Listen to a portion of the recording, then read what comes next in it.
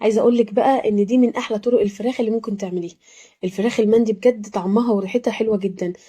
غير المشويه وغير المسلوقه واي حاجه تانية. مع شويه رز بسمتي كده شارب من التتبيله بتاعه الفراخ، وشويه سلطه دقوس، بجد حلوه جدا. الفراخ بتطلع دايبه ومستويه. والفكره ان الموضوع كله سهل وبسيط، ومش هياخد منك وقت، والحر ده مش عايز غير حاجات زي كده. تعالوا نشوف عملناها ازاي مع بعض. اول حاجه هنجهز البهارات بتاعه التتبيله. معايا ملح وفلفل اسود وكركم وبابريكا، ومعلقه من بودره الزعفران وجنزبيل مطحون، ورشه من القرفه. انا هكتب لكم البهارات دي كلها في اول تعليق مثبت. ومعايا ربع كوبايه من زيت الزيتون او الزيت النباتي. بنخلط الخليط ده كله كويس مع بعضه كده بالشكل ده، وننزل بيه على الفراخ. بتكوني مقطعه الفراخ وغسلاها كويس جدا زي ما انت عايزه، بس اهم حاجه الفراخ ما تزيدش عن كيلو ونص. وبعدين بقى في طاسه على النار كده هنزل بمعلقه من الزيت، وهنزل بحبهان وعود من القرفة ولومي وورق لورا، وانزل عليهم ببصلايه مقطعه بالشكل ده، وانزل عليهم كمان بجزرايه مبشوره. اهم حاجه كل ما انزل خضار ابدا اشوحه بالشكل ده. هتشم ريحه بقى وهتاكلي احلى شويه رز بسمتي بجد. وهنزل عليهم بمعلقه من بهارات الكبسه.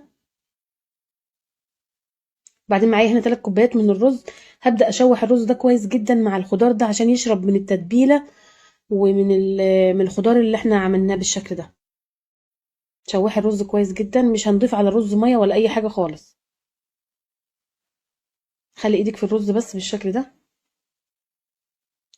ومعايا الصينيه دي بقى او اي صينيه عندك، هبدا انزل بالرز، اوزعه كده، اظبط ملح الرز بس. وبعدين هبدا انزل بمقدار الرز ده ميه مغليه. لكل كوبايه رز كوبايتين من الميه.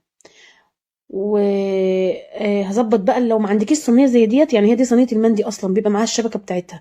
لو ما عندكيش الصينيه تبداي تغلفي الصينيه دي بورقتين من الفويل، وتعملي فيهم فتحات صغيره كده، وترصي الفراخ عليهم من فوق، وتقفليهم برضو زي ما احنا هنقفلها بالشكل ده.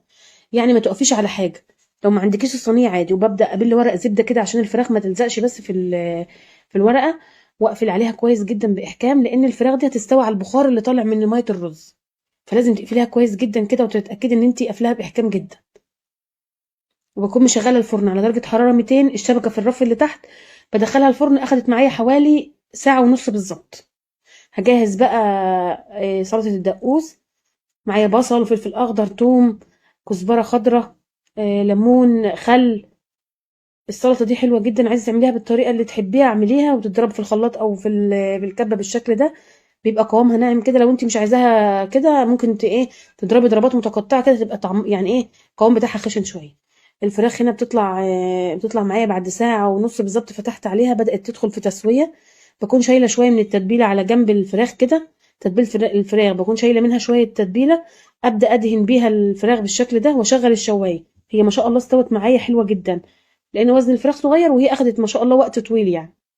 شاربه بقى الرز شارب من الفراخ، والفراخ شاربه من البهارات اللي احنا حاطينها، بجد كانت تحفه جدا. بعدين بعد ما دخلتها تحت الشوايه بقى بالشكل ده، حلوه وجميله وغدا سهل وسريع، والحر مش عايز غير كده. وبجد هتاكلي احلى شويه رز غير الرز الكبس خالص والكلام ده. الرز ده حلو. وبعدين بقى عندك خطوه الفحم دي اختياري، عايز تولعي فحمه تمام، مش عايزه خلاص. بس بيديها ريحه الشوي كده وبتبقى حلوه جدا.